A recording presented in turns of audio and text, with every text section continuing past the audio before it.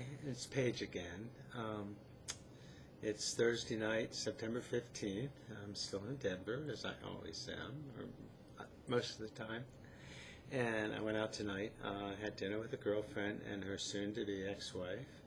And then we went to a place that had karaoke. Karaoke, yeah. It was a very nice club called the Aqua Lounge on Clamaria off of East Colfax. It was not as lively tonight as it usually is, but I had fun. On my last video I said I wanted to tell you about flying as a woman, my experience. Now, I only have had one experience flying as a woman. I know many girls have flown numerous times. They all report good results.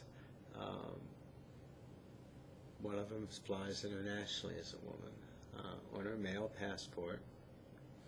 And I only know one woman who's had any difficulty at all, and she felt it was solely because she had a inexperienced TSA agent, and he was polite. He just merely made her wait a sufficient amount of time that she missed her flight. So once the supervisor got there, she was just hurried right along, but it was too late to get on the flight she was on.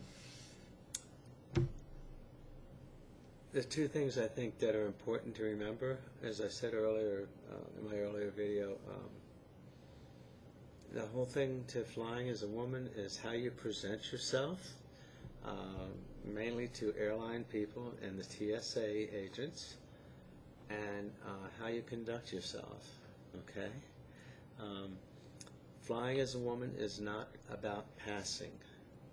We're not trying to fool anybody. We are going to present our government-issued ID card. And in Mayan's case, that was a driver's license that had my male photo on it and had me as a man.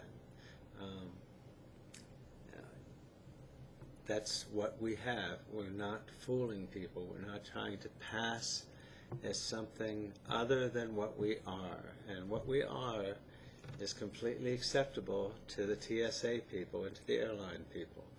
They know that they have male passengers who fly as women every day. So remember, it's not about passing. But what it is about, and this is critical, it's about confidence, because you are taking yourself as a woman and placing yourself in a limited environment for an extended period of time. From the moment you get in that security line until you come out of security on the other side, your ability to just leave if you get uncomfortable is limited.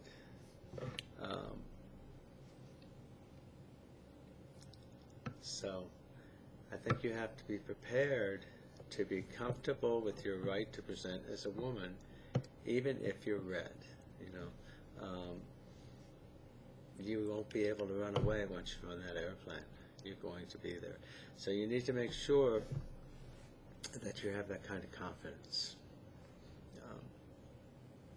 I'll relate just briefly my experience. As I said earlier in my earlier video, I flew home from the trip that I made back east to tell my family about the fact that their father and brother was a transgendered woman.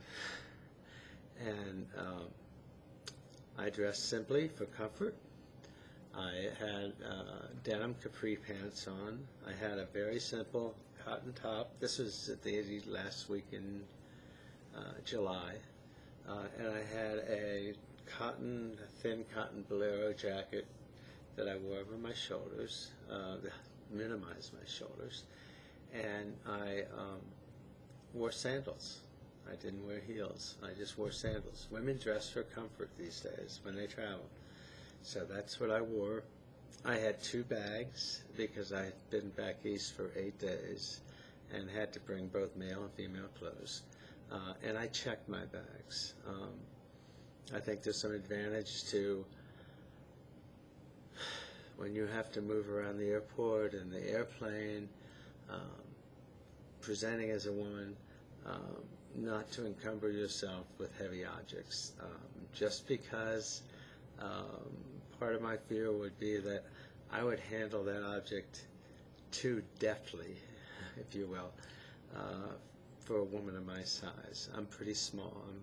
I'm less than 5'6" in my bare feet, and about 155 pounds. So, especially with that big suitcase, if I went slinging it around like my muscle mass would allow me to do, might call attention to myself.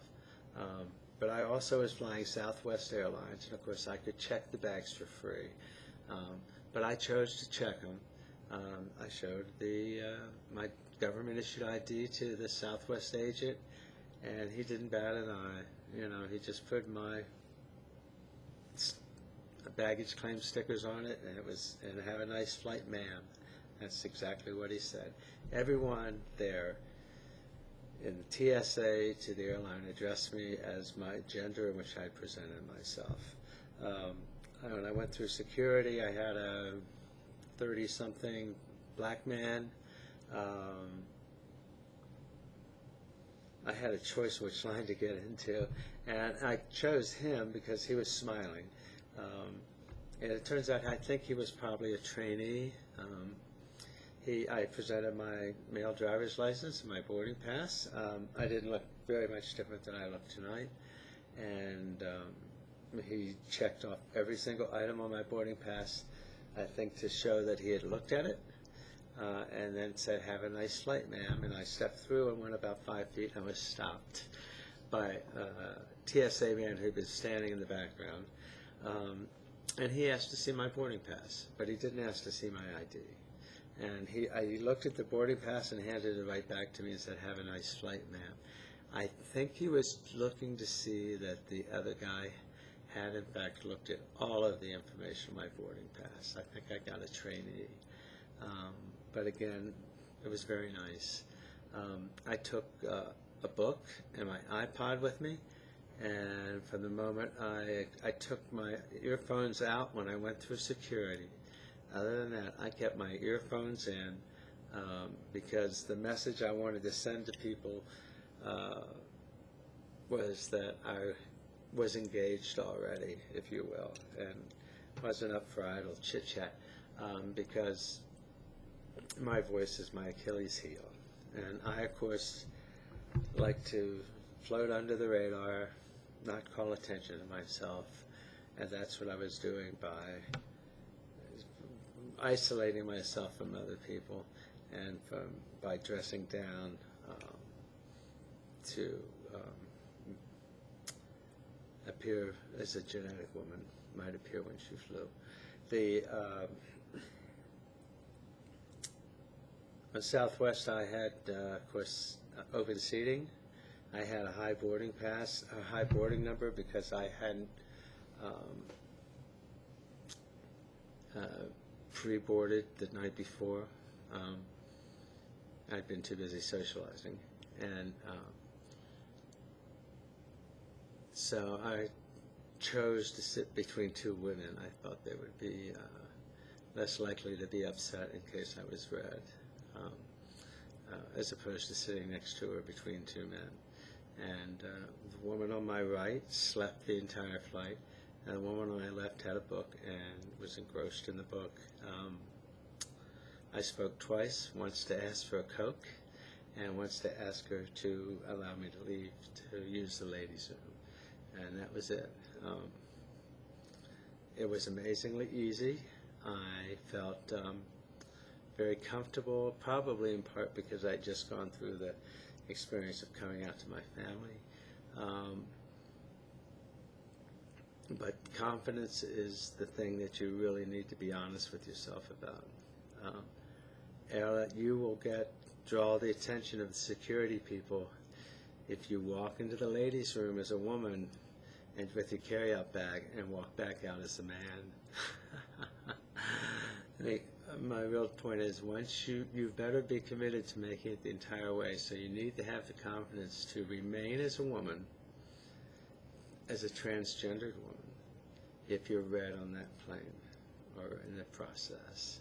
And we are our own worst enemy. We're the only one who really cares.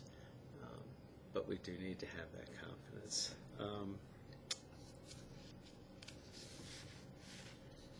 Just trying to look through my notes to see if I have anything else. Oh, don't overdress. Call attention to yourself. Don't wear corsets. I'm trying to remember.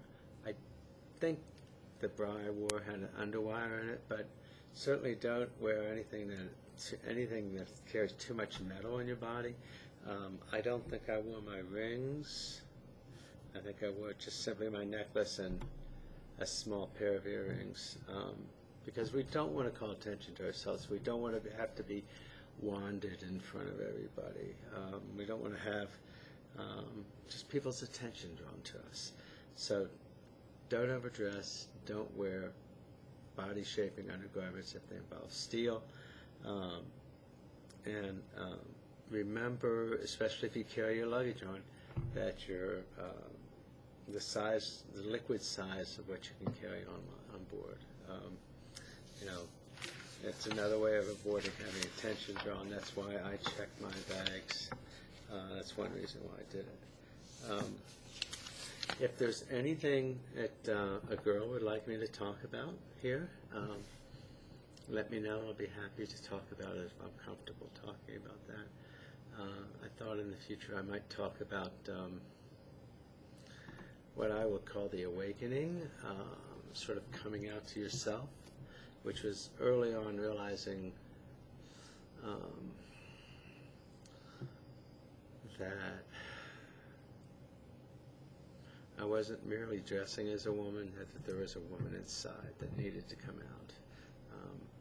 And that with me, that involved a lot of serendipity from being around many different girls and hearing them say things that rang with me. So I will try to get my thoughts together on that and talk about that. I've had a couple other thoughts, but I would love to have some input. I'd love to tell you or talk about what you would like to hear from me. It is only my experience. That's all I have to share. I'm not an expert. I can only tell you what I've done and what I've experienced and what I felt. So we have a weekend coming up. I hope people get out as themselves and have a wonderful time, and remember to be safe. Okay? Bye-bye.